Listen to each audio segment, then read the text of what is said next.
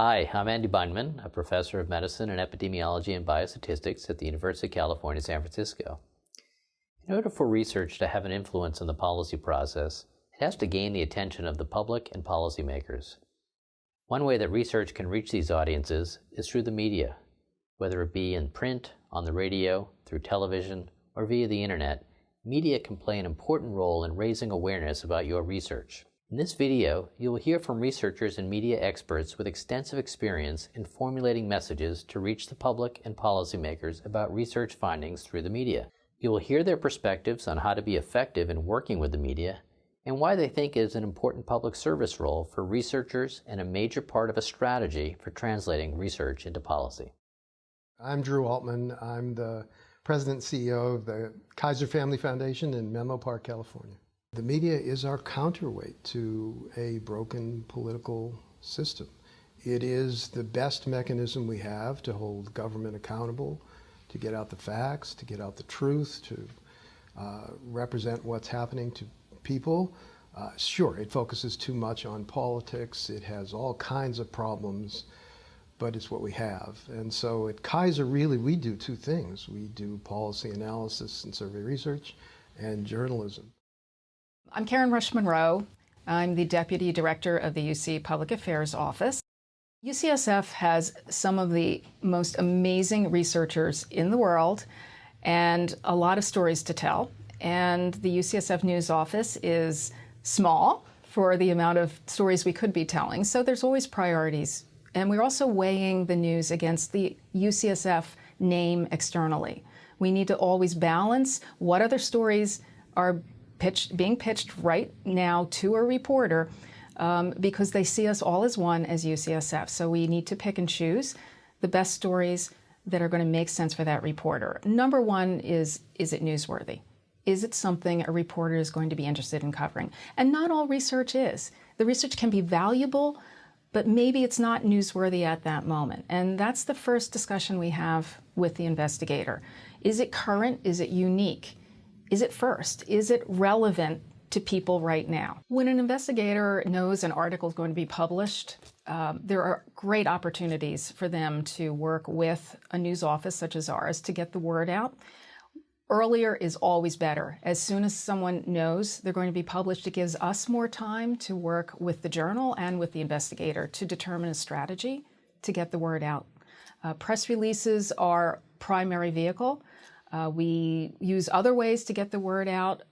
Whatever way we choose, and we work with the investigator to determine the best way, it needs to be, the message needs to be concise and consumer-friendly and newsworthy. And that can be a challenge at times with investigators who are used to writing lengthy articles for publication. A press release is 2 pages, and the news is at the top. So when we work with someone, we talk through what are the key messages, what are the key takeaways from your paper, what do you want the public to know, and what makes this unique or first or interesting. We need to come up with a way to engage reporters and make them want to write about it.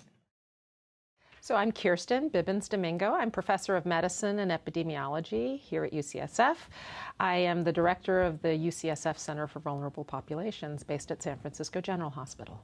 We do a variety of types of research, but one of the major focus in our group has been to use computer simulation modeling of cardiovascular disease in the U.S. population to ask questions about the impact of clinical or public health policies for their impact on cardiovascular disease in particular.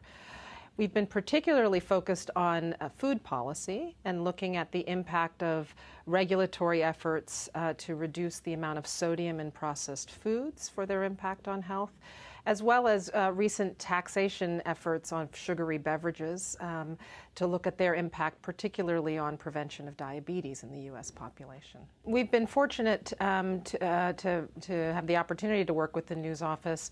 Several of our manuscripts have been published in journals that want to work directly with the news office when these papers come out.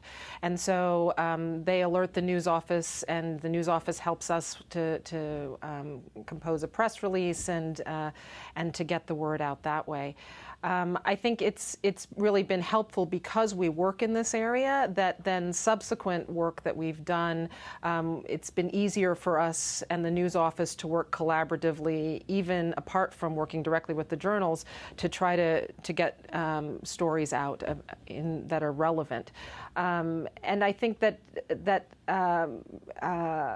we've developed a really strong relationship with the news office over time, such that when there are topical issues that are not directly prompted from a particular publication, that they seek us out for comments and other things. So that's been really great. A press release is designed to stimulate reporters to develop an interesting news story about your research findings that can capture the attention of the public and policymakers. You can expect the news office of the university to help you evaluate the newsworthiness of your research, typically in conjunction with an anticipated publication, and if they agree it is, staff in the news office will offer to help you to develop a press release. There are a few basic things to know about a press release so you can work effectively with the news office to prepare one that is both captivating and reflective of your research findings. A press release is typically a page or two at the most. Sometimes a press release serves as a sort of invitation to encourage reporters to talk with you about your research, to write a story about it.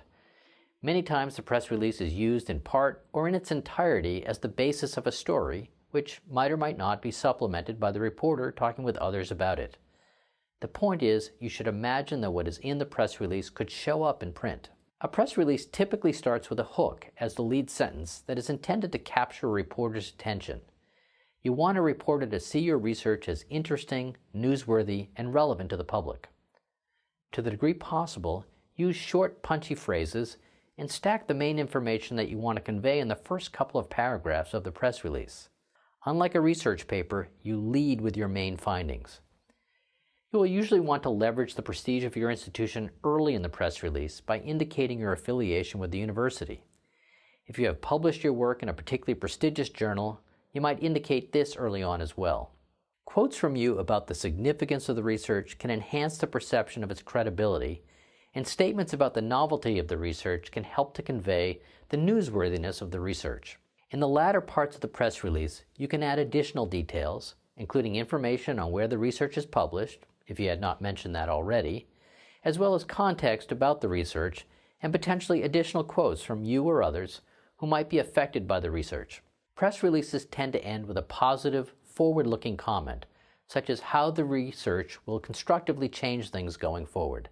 Everyone finds it challenging to toot their own horn, but promoting your research through a press release is not a self-absorbed act, but is in the shared interest of the journals you publish in and ultimately the general public and policymakers who are eager to learn about new and important information.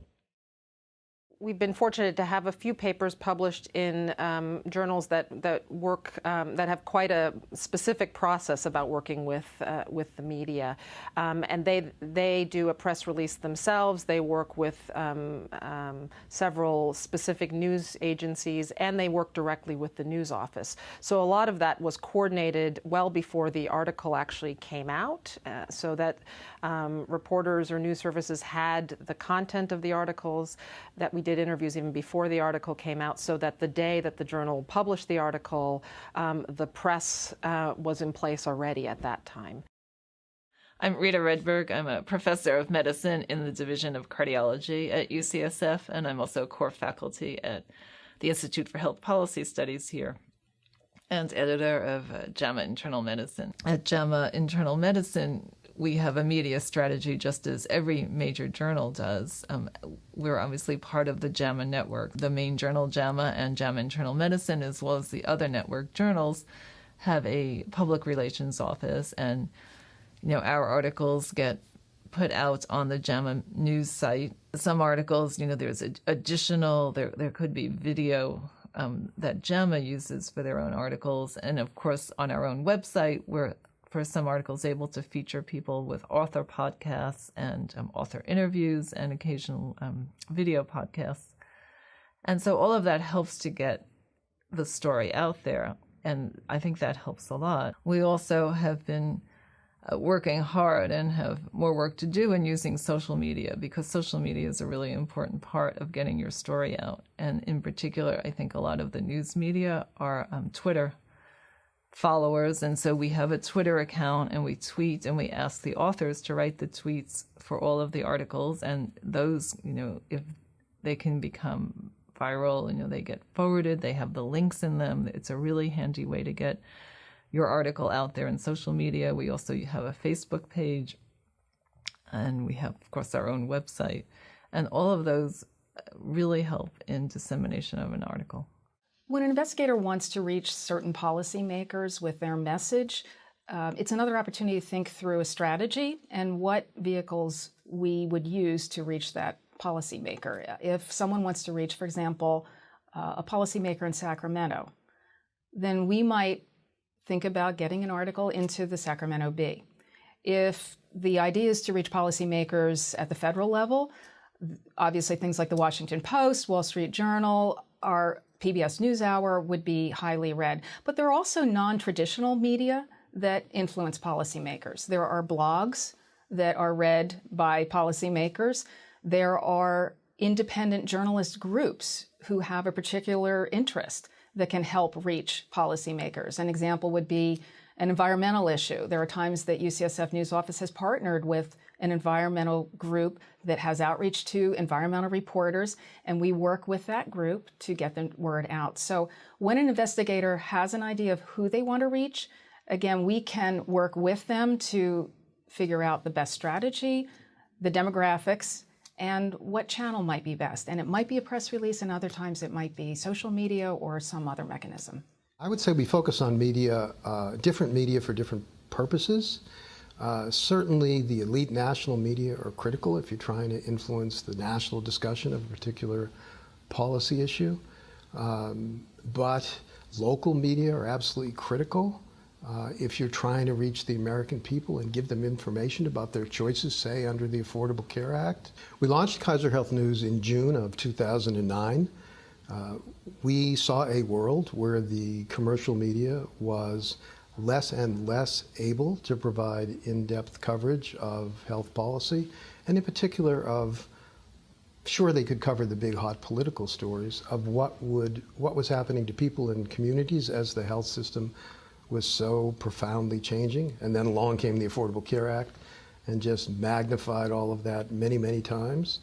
And so we set up Kaiser Health News to try and fill that need. And so that's why we set up KHN, which is a fully credentialed nonprofit health news service dedicated to providing in-depth coverage of health policy issues.